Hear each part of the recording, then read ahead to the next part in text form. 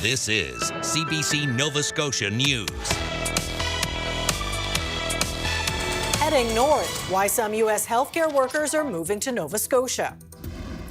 Paperwork problem. A visa processing issue forces this international student to stop working and studying in Halifax. And moving up, this teen is the first person from the Maritimes to win a top prize for cattle. A few flurries rolling in overnight into Tuesday morning will actually mix to showers as temperatures rise throughout the day and into this week. Your full forecast is coming up.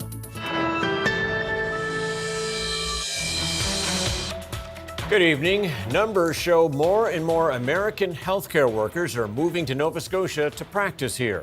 Many say they're drawn to a more welcoming environment. And as the CBC's Moira Donovan reports, there are initiatives being set up to help those moving make the transition.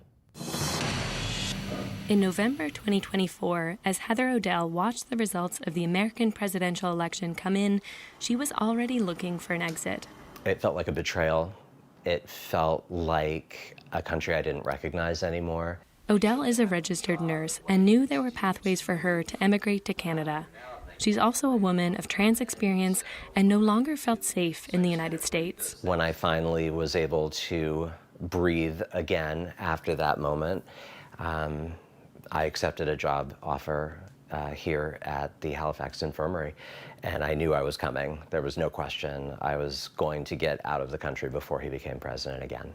Odell arrived in the province in late 2024 and is now working in cardiovascular intensive care at the Halifax Infirmary.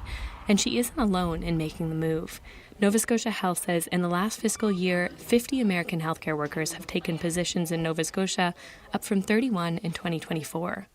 A volunteer-led initiative started on Vancouver Island is trying to help even more American healthcare workers move to Canada. It's a complicated process. It's not easy.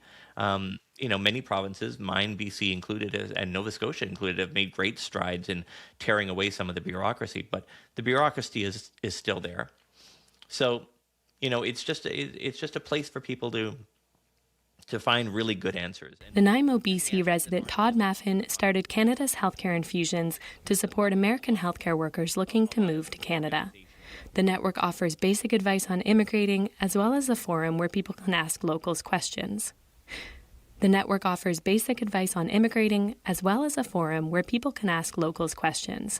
Since its inception, Maffin has encouraged volunteers to expand Canada's healthcare infusions across the country. The Nova Scotia chapter started in September. There's not a charity behind this or a company or anything like that. It's just people off the side of their desks, evenings and weekends, trying to make a difference. Heather Odell says she's been spending her own free time connecting with people online who are considering moving. Halifax and Nova Scotia and Canada feel like a perfect match for me right now. They feel like safety. And friends that I talk to that say, boy, I'm really thinking about going, I encourage them to go, and I'll help them.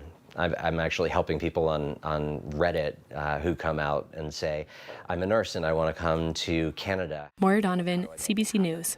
I'm trying to help them figure that. A youth is in hospital with life-threatening injuries after being attacked by 3 dogs in Shelburne County on Saturday. RCMP say the youth was riding a bicycle past a property in Upper Sandy Cove Road in the community of Welshtown, when 3 large breed dogs attacked. The youth was taken to hospital in Halifax via life flight. Police say the dogs involved in the incident have been euthanized. So far, no charges have been laid. The investigation is ongoing. Venezuelans living in Nova Scotia are reacting following the U.S. capture of President Nicolas Maduro and his wife. A rally against the actions by the U.S. was held in Halifax on Sunday. Organizer Isaac Saney says it should be Venezuelans and not the U.S. who decides what happens to their country next. He also warns what this recent development could mean for their country. And if you're putting your faith in Trump, right, okay, you see what he's done to other countries, right? He's bombed Nigeria, right, okay? He's engaged in basically, and even in the United States, enriching himself at the expense of the American people and so forth. So if you're going to place your trust in a gangster, then unfortunately I think you're placing your trust in the wrong person. Veronica Gutierrez, who lives in Bridgewater, left Venezuela in 2015. She had been hoping Maduro would be removed from office. Now that it has happened, she wonders about the future. Like, we have been living in this dictatorship for 26 years. And I lived there until I was 24. The infrastructure is completely destroyed. The corruption was like really, really bad. We didn't have water, we didn't have power. Yeah, the question is like, is this okay to happen with Trump? Her parents, who live with her in Bridgewater, were visiting her grandmother for the holidays. They are now trying to get back to Nova Scotia. The Nova Scotia Supreme Court has sentenced a former Millbrook First Nation employee to 4.5 years in prison for fraud. Dawn Marie Ellis Abbott was accused of misappropriating more than $4 million by writing checks for personal use for 4 years. She was the senior finance clerk for the First Nation at the time. She has been ordered to pay restitution of over $4 million over the next 15 years or spend 5 years in custody if she defaults on the repayment. In a social media post, the chief of Millbrook First Nation, Bob Glode, said he had hoped for a longer sentence because he says the crime did irreparable damage to the community. An international student in Halifax is raising issues with Canada's immigration process after having to stop studying and working when her application was refused. The Japanese student has been in Nova Scotia since 2021 and submitted an application for a study permit to be extended. But as Gareth Hampshire explains, it was refused because of a missing document the student says was correctly included. Things were turned upside down for Chihiro Kondo when she got a letter from Immigration, Refugees and Citizenship Canada explaining her study permit application was denied in October. It said an important document was missing, even though she could see it had been submitted in her online application portal. I did everything correctly. I paid so much attention. I asked a lot of friends to review my document. So I was really overwhelmed. The document in question is a Provincial Attestation Letter, or PAL. It is required because of Canada's intake cap on the number of international students. The impact of the decision was significant. Kondo, who's working on her master's in health promotion, felt helpless. I lost my student status instantly, which means I cannot work, I cannot study. As well as losing valuable time in class, she has lost income, but has been getting support from her academic supervisor, who's also felt powerless about her situation. It's a system issue, it really is. There's no face behind the mistake that's been made. You're dealing with, this bureaucratic mechanism. The decision also affects her research that Kondo is an important part of, and she worries she could run out of grant money before the work is done. And so, I'm left without a member of staff, an extremely talented student. She's turned to her MLA and MP and says both have provided excellent support and talked to CBC about the issue. After being contacted by CBC, Immigration, Refugees and Citizenship Canada released an email statement explaining it now confirms the document was on file at the time of submission and says a new decision will be made when Kondo pays the required fee, which she has already done. I think they could have done sooner, but it's a good thing that they admitted it was their mistake. Chihiro Kondo had been worried about having to leave Canada and is now waiting for her application to be approved so she can get back to studying and working. Gareth Hampshire, CBC News, Halifax.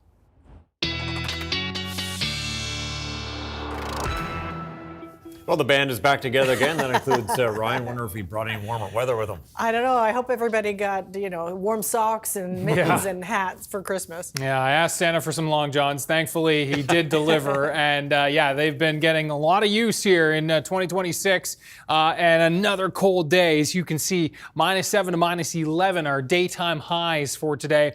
Snow squall watch still continues for northern Inverness and southern Inverness, as well as Victoria County. And those squalls will start to taper off through this evening. That low moving off to the north. We've got a couple of lows that we're watching from the west. The first one is just a real weak system, but we'll spread some flurries in overnight into Tuesday morning.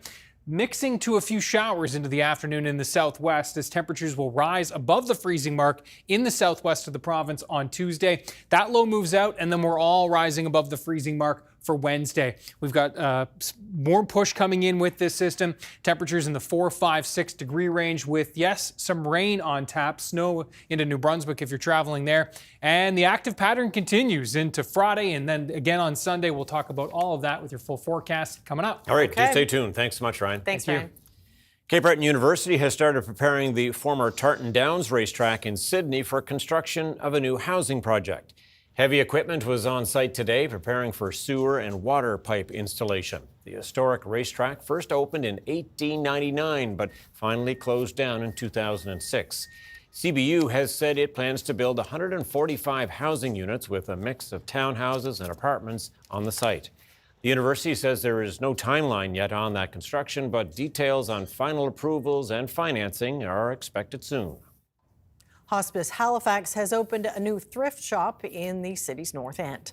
Earnings from the new boutique will support the nonprofit's mission of providing quality end-of-life care at its 10-bed residence in the city.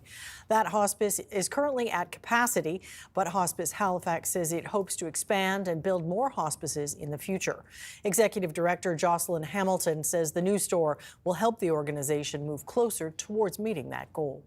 We do have some funding through our partners at Nova Scotia Health and the government, but we need to look towards sustainability. And so if you're looking towards building future hospices, we need to make sure that our model is sustainable. So the more that we can generate ourselves and the more that we can get through donation and fundraising efforts, the more sustainable we will be. Hamilton says that in HRM alone, there should be between 30 to 40 beds available for end-of-life care in hospices. Several products by Nova Scotia's Peace by Chocolate Company have been added to a recall list by the Canadian Food Inspection Agency. Hundreds of pistachios and pistachio-containing products have been recalled in Canada in recent months due to concerns about salmonella contamination. Recalled products should be thrown out. The full list can be found on the CFIA website. A PEI teenager has become the first person from the Maritimes to win a top prize for cattle. He got his start from his grandfather and stepped into the show ring at the age of 9. Nancy Russell has a story. Austin Potts is the Junior Angus Stockman of the Year for 2025, an award given out annually by the Canadian Angus Foundation. It's a first for someone from the Maritimes. Potts submitted a resume and did a series of interviews. His family's connections to the Angus breed definitely helped. They were looking for involvement in the industry, involvement in the breed. I have a long history with the Angus breed because my great-grandfather was probably one of the first to have Angus cattle in PEI. Austin Potts grew up here on the family farm and is the 4th generation of his family to raise Angus cattle. His grandfather got him started almost a decade ago. He gave me my first Angus cow when I was, I think, around 10 years old. She's still here, actually, somewhere in there. Austin got his start in the show ring at a young age, along with his brother Nolan. Both boys were fan favorites at the Easter Beef Show and Sale in 2017. My grandfather did this, and then my mom did it. The Potts farm has a mix of different breeds of beef cattle, but Austin is a fan of the Angus. They're high marbling. It's a really tasty meat. It's probably one of the best or most recognized breeds of cattle in the world.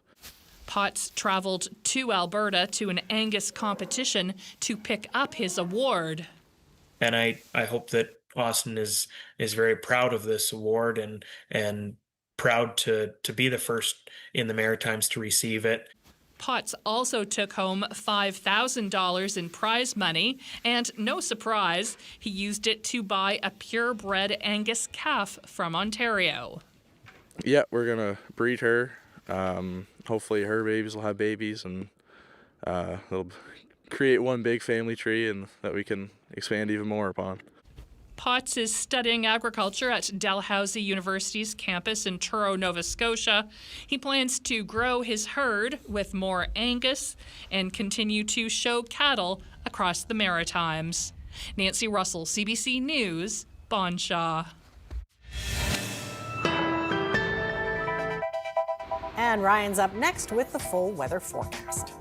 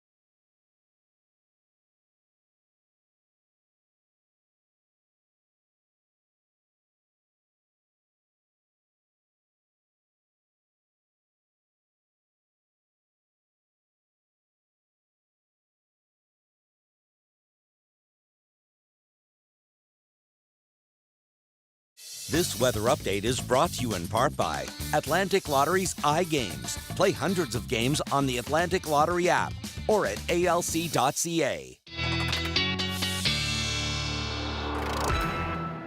All right, time to dive into that weather forecast a little deeper now. And yeah, looks like some unsettled weather in our future. Unsettled, yes, but the temperature is going up. Temperatures are climbing out of this deep freeze back closer to seasonal. And if that's not quite enough, a little something extra to float your boat this evening.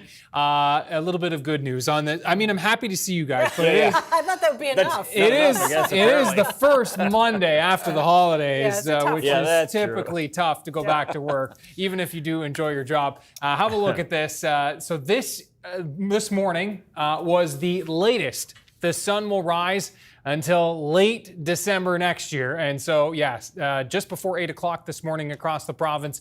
And you can see in a month, we're going to be back to 10 hours of daylight, and that sunrise will be, just before 7:30. And then March 7th, that's the day before daylight saving time begins. And you can see what the sunrise will be then. And we're up to 11 and a half hours, and we're all marching, of course, towards June 21st, just around the corner. How about that sun angle? 23 degrees above the horizon right now, on our way to 69 or 70 degrees above the horizon by the time we get to June. Yes. So, not feeling like June at all out there this evening, obviously, with temperatures that are very, very cold, minus 16 in Truro. That's our coolest spot right now at the Debert station, and then we are looking at minus 15 at Parsboro as well. Temperatures here will dip into that minus 15 to 20 range overnight tonight. The wind's easing already. Those snow squalls coming to an end for you folks in Cape Breton. We'll see those gusts backing off for you as well. Here are the onshore flurries and squalls that do continue at this hour, but will back off through this evening. There's the first little wave that's going to be shooting through for Tuesday, bringing some flurries, mixing to a few showers. And then we're looking at this larger system here that's going to be rolling in with a change over to some rain for all of us. And in fact, likely just starting as rain for most of us. Looking at another low rolling onto the coast of the BC as the active pattern will continue through this week. And you can see most of Canada feeling pretty wintry, no question, for this early January. Now, as we look at the overnight lows tonight, most of us into the minus teens, flirting with minus 20, as I said, through the northeast. Yarmouth will dip to minus 11, and then temperatures will rise before morning in through the Tri-County area as the winds will become southwesterly. We will be looking at some flurries pushing in overnight into tomorrow morning. Looking at those flurries, again, light in nature, but certainly on the go, or at least possible for the southwest half of the province. A quieter start in through the northeast, where we'll actually see a little bit of sunshine Tuesday morning. And then note the showers mixing to a few, the flurries mixing to a few showers into the afternoon as temperatures pop up into the 2, 3, even 4 range by Tuesday afternoon. And note the flurries pushing in through the afternoon and into the early evening across the rest of mainland Nova Scotia. Cape Breton increasing clouds, a flurry chance tomorrow evening, -2 to -5 there. Note the temperatures with those southeast winds will be warmest, as we said, down towards Yarmouth and Shelburne. Wednesday, 4, 5, 6 degrees. Now, winds will go from southeast to southwest as this next system comes in on Wednesday. And we will see perhaps a few flakes Wednesday morning in through the northeast. But it won't much amount to a whole lot. And we are looking at that change over to rain Wednesday afternoon. Could see some pockets in the 5 to 15 millimeter range with this, especially in through the valley region. And then if you're traveling, by the way, Wednesday does look like snow on the go for northern New Brunswick. That low moves out. Cooler air, slightly cooler air moving back in on the other side of that system, but it's not that Arctic air. And so we'll get back to the freezing mark on Thursday as things clear out. Friday, increasing clouds, but it does look like we're staying dry for the most part on Friday. Then we're looking at some rain beginning Friday evening into the overnight. That'll taper to showers on Saturday as temperatures stay mild. That Friday into Saturday system does look set to bring some snow to New Brunswick and perhaps PEI as well. And then Sunday, that's looking like the messier of the two systems. Some snow, some freezing rain, possible change to rain, but we'll keep you posted on that. But active. Mm-hmm. Yeah, we're okay with warming up too. Okay, thanks, Ryan. Thanks, Ryan. Thank you.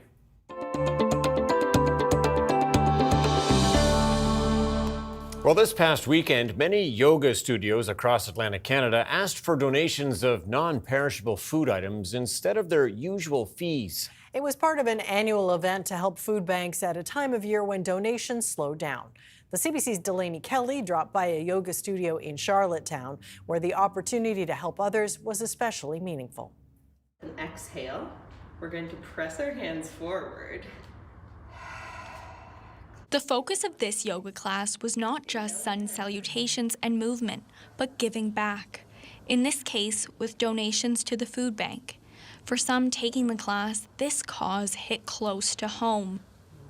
I remember years ago, this is back a long time ago, I didn't have any food. I couldn't afford food. And a couple of people I went to high school with, or they're a couple, they showed up at my door unexpectedly one time. and they had food for me, and they said they always donated it to a family, and they heard through the grapevine that I was struggling. Campbell says she knows how expensive life can be, so she tries to do her part when she can to help others. I like to give my time because I've been there, and yeah, it's good to share with other people. The organizer of the class says she's been there too. She's experienced homelessness as a child. As a kid, one time the only thing my mom could ever buy was bread and milk, and that was like a meal that I would have every day. And so for me, it's really important to make sure that people don't have that type of experience, and if people do have that experience, to try to supplement their food supply, and also understand that not everyone is equal when it comes to food, and it's something that we should all share and have in common. Organizers say it's important to do things to help others and raise awareness about food insecurity year-round. But come January, usually people, their own income, their own wallets are really lean, and so a lot of food banks are affected this time of year by not having enough financial and food donations. Both Campbell and Kiss Kiss say they hope other groups host initiatives like this one to support the community and make wellness more accessible. Delaney Kelly, CBC News, Charlottetown. Coming up, the Halifax Firefighters Association is sounding the alarm about slow response times in the city.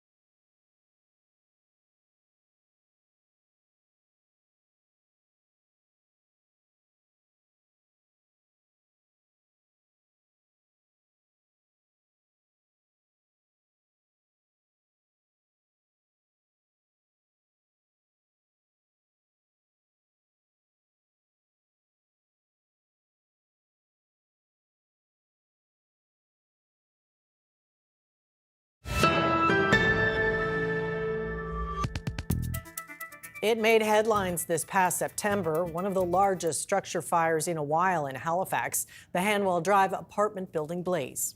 Now, critics are sounding the alarm about the response time of the fire department in this case, saying it points to a larger problem in the Halifax Fire Service. When fire breaks out, seconds count.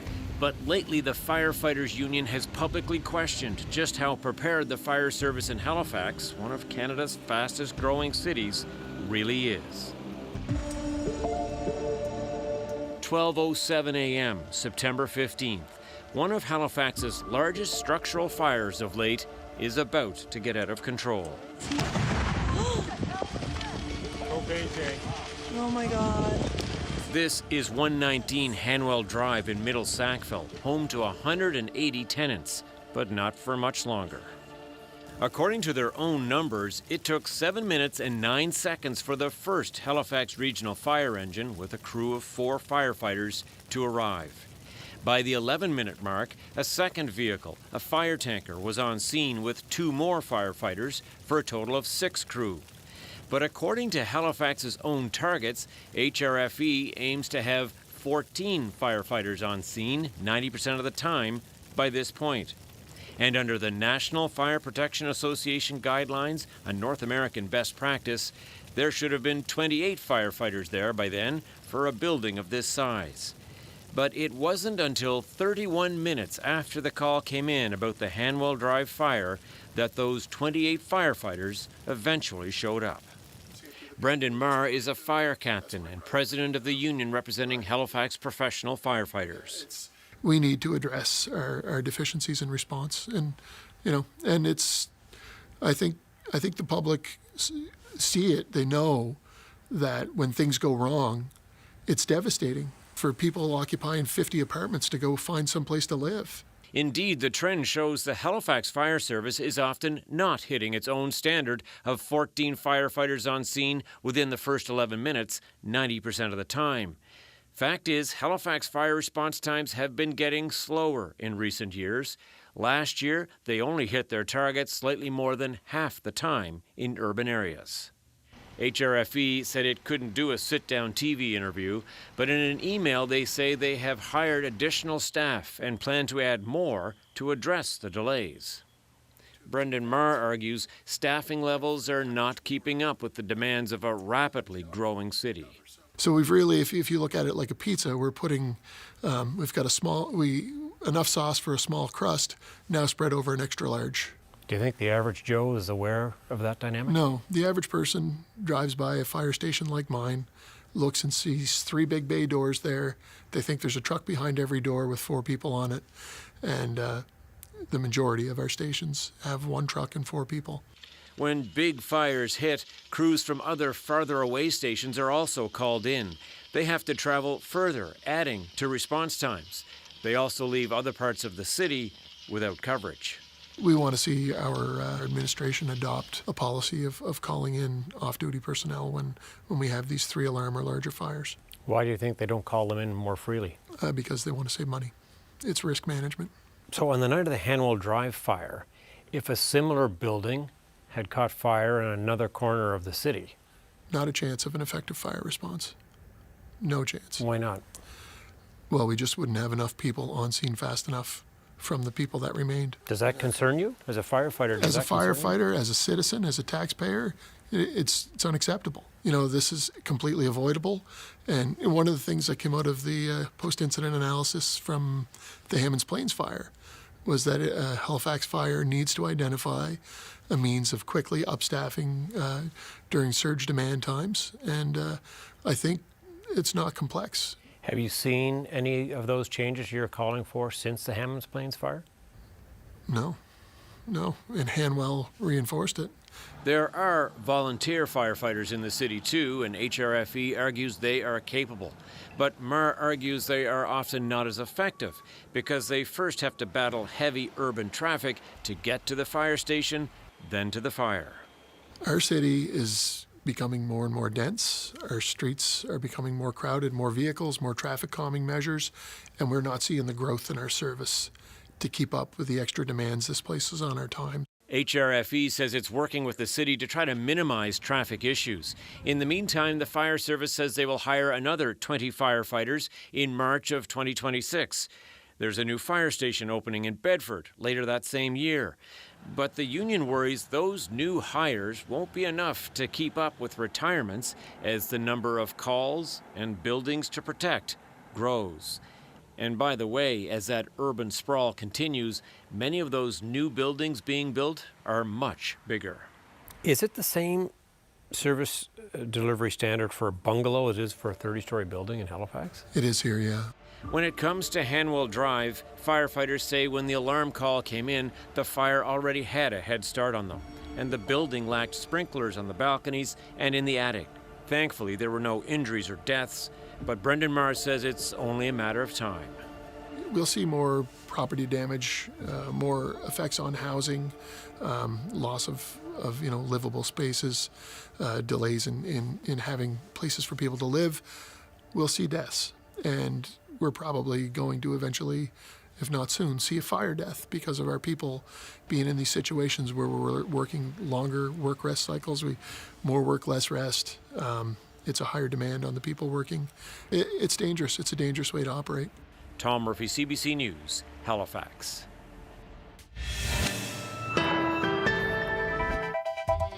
Coming up, ousted Venezuelan President Nicolas Maduro appears in a U.S. court on drugs and weapons charges. And European leaders are speaking out after U.S. President Donald Trump repeats his threats to annex Greenland.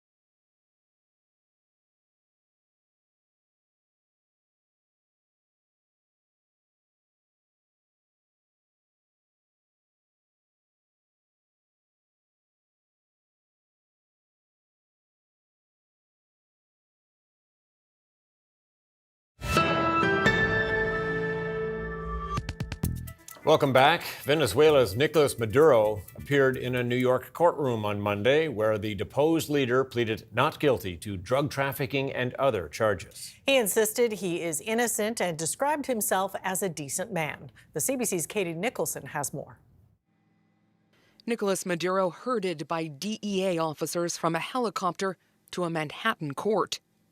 Inside, the former Venezuelan leader pleaded not guilty to a 4-count indictment of drug trafficking and weapons charges. Maduro's lawyer, Barry Pollock, a leading trial lawyer, opted not to seek bail for now.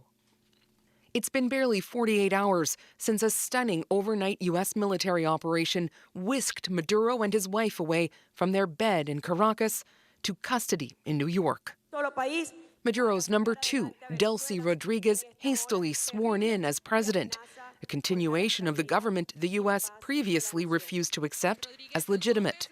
The U.S. says there are no immediate plans for any elections. All of that, I think, is premature at this point. There's a lot of work to be done here. Today, Venezuela's National Assembly started a new session with a demand Maduro be released. Maduro's son took the floor. La patria está en buenas manos, papá. The country is in good hands, Dad, he said, but there remains much uncertainty about who will actually be calling the shots in Venezuela. Last night, the U.S. president doubled down on earlier assertions of U.S. control. We're in charge. Trump is pushing for U.S. oil companies to step in and redevelop Venezuela's oil industry, all as a hefty U.S. military presence remains in the region. In the UN, consternation. A letter from the Secretary General read on the floor. I am deeply concerned about the possible intensification, the instability in the country. As the U.S. ambassador defended the administration's actions. There is no war against Venezuela or its people. We are not occupying a country.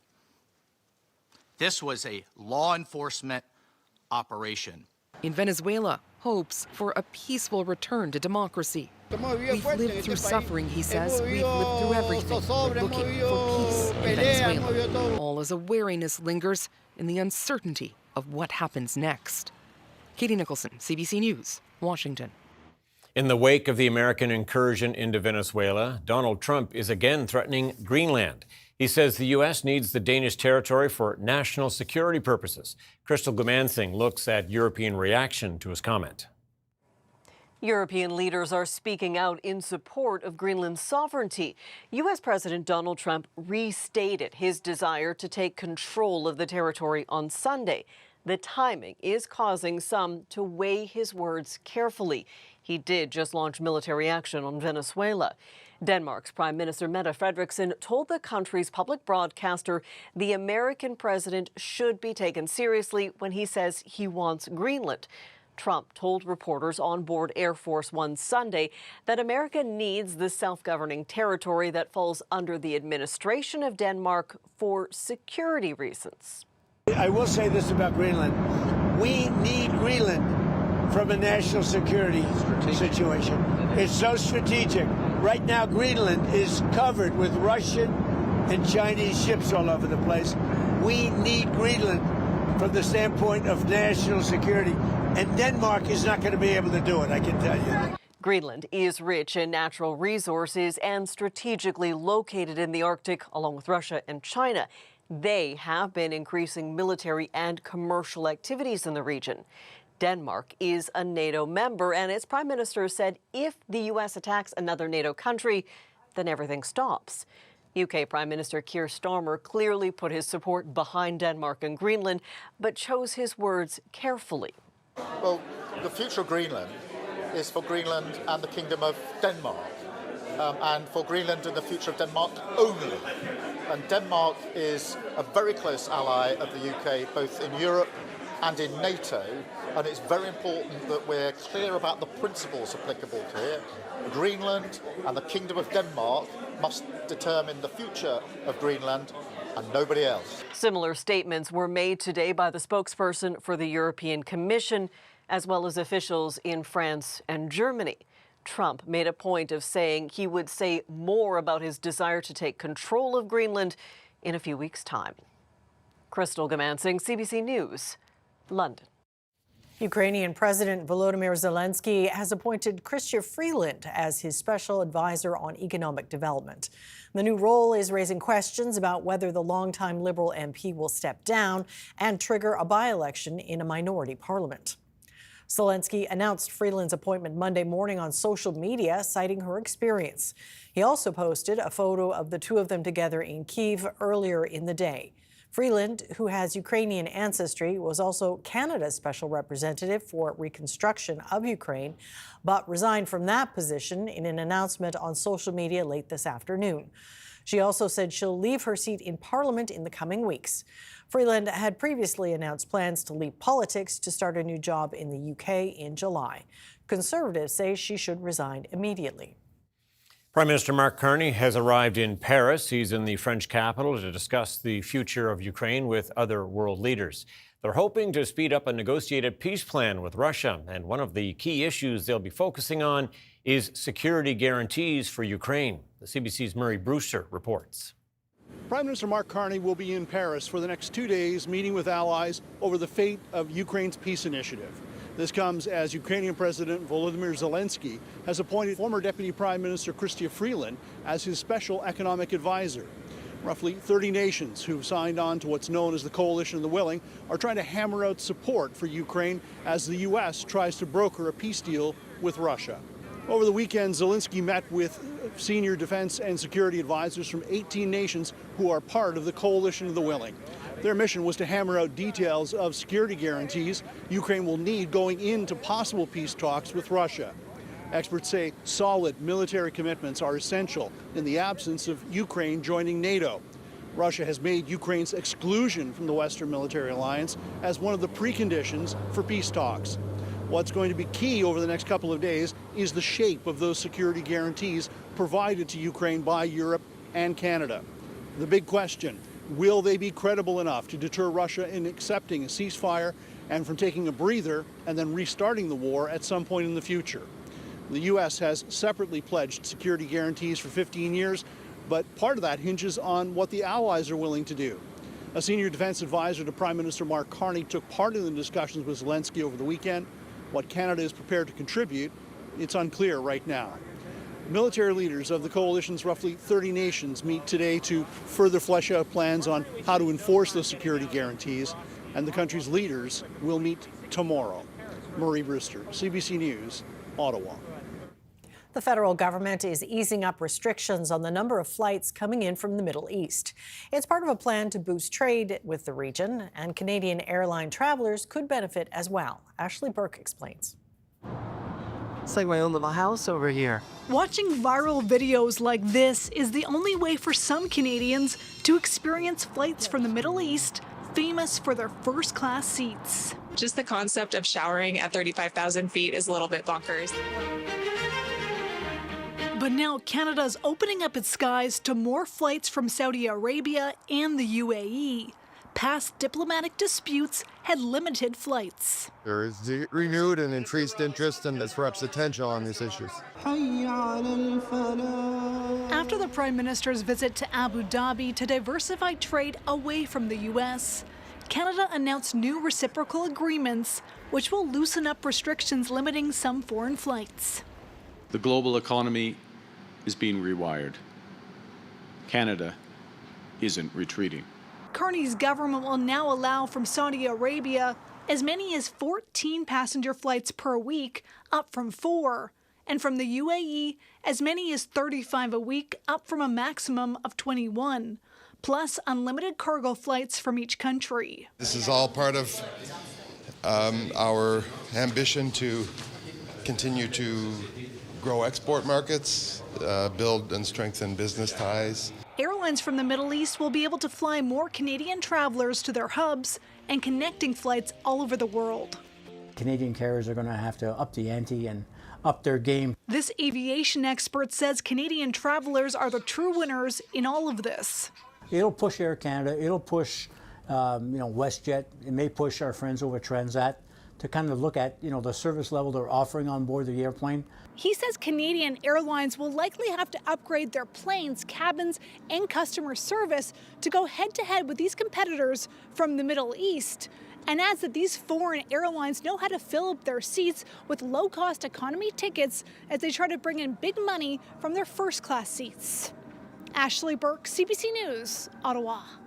This is the time of year Canadian snowbirds usually start heading south, but ever since Donald Trump took office, some are facing a tough choice: stay the course or stay home to boycott a country that's gone from friend to what feels like a foe. But for those giving up on Florida, a bad housing market is making it even harder to leave. JP Tasker has that story.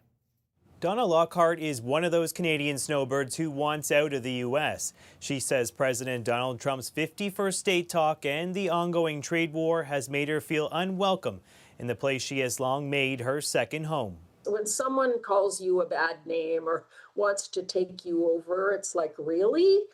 How would you feel if we said to the U.S., we're just going to absorb you? So that's a feeling that's harder to overcome.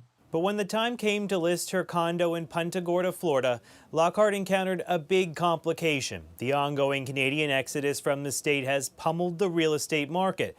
It's in the throes of a snowbird-induced sell-off. I mean, there aren't the people looking yet.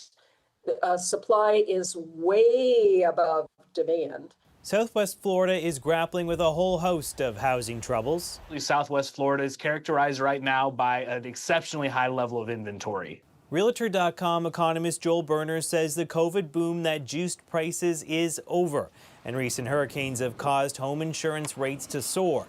Add in the stampede of Canadians trying to get out, and it's just not an ideal time to sell.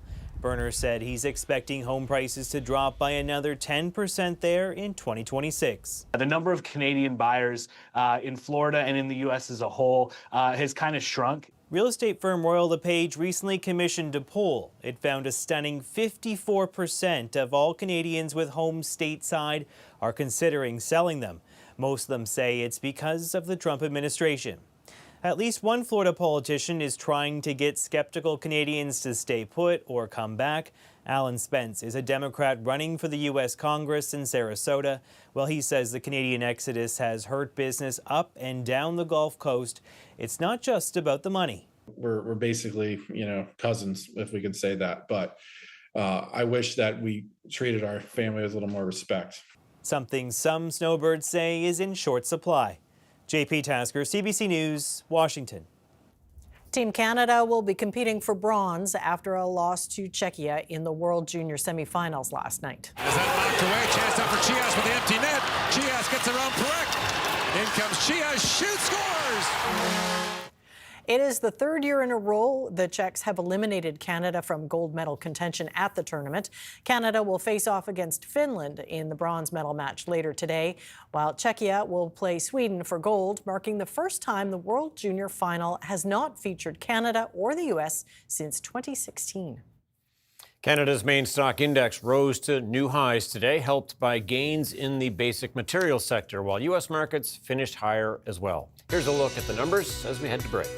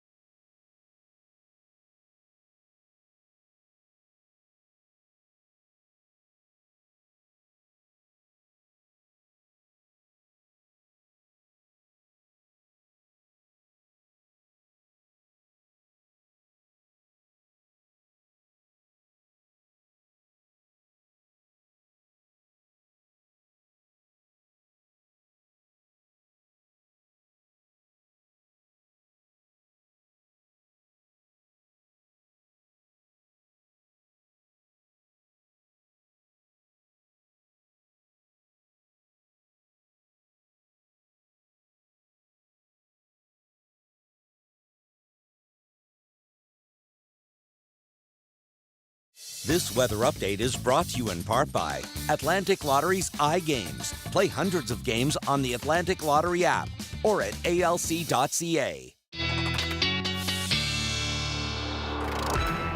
Where'd the time go? Time to wrap things up already. That time of the show when Ryan, of course, has a viewer pick. I wonder, are we done with the Christmas trees yet? I'm thinking yes. Yeah, there were quite a few over the break. I haven't featured any since before Christmas. So obviously lots to feature, and it was a tough one because there was a lot that will likely feature over the coming days as well. Some sunrises, a lot of beautiful sunrises. But I thought this one was fitting given it's a new year. We're going to zoom in on Rainbow Haven, and you can guess what was happening on Rainbow Haven on January 1st. Yeah, the diehards. Yeah. It was, I actually went to Lawrencetown, took the kids and my wife to Lawrencetown. Next question is, did you go in? Yeah. I didn't go in, but there were a few brave souls that did while we were there, and we were feeling cold for them. Thanks to Elizabeth for sharing. Ryan's picks at cbc.ca. It does look tempting until you get there. And then it's like, not so much. The wind was up on New Year's Day for sure. As you can see, that the winds tomorrow from the south to southeast for the southwest part of the province. It'll be a southwesterly wind for Cape Breton. Increasing clouds for the northeast on Tuesday. A few flurries into the afternoon. It's flurries mixing to a few showers in the southwest of the province, and it's thanks to that little wave shooting through. And you can see that, that'll bump those temperatures up with a little bit of green mixing in there. That's the shower activity. And then we're right into the warm sector for this next system. Wednesday, we will be looking at rain, and we're maybe looking at a few flurries on the leading edge of that system. But overall, it's wet weather, and then clearing skies as we work our way into Thursday. Quiet Friday, but another system Friday night into Saturday, and another one on Sunday. Lots on Still the go. not jumping in the water. Yeah, I bet not. Okay, thanks, Ryan. Well, families in Fort Saskatchewan, Alberta are sliding into some winter fun.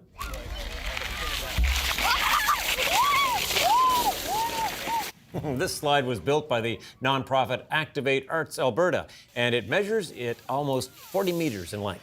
Now, the slide is made from sculpted ice blocks, so kids and parents can zip down the entire way. The nonprofit says the slide took 5 people a week and a half to build, and as far as it knows, it's the longest slide of its kind in Canada. They plan to keep the slide in place as long as they can, giving people a reason to hope the cold weather doesn't go anywhere. Yeah, take a bite out of winter. All right, that's it for us tonight. Thanks for watching. We'll see you next time. Good night. Good night.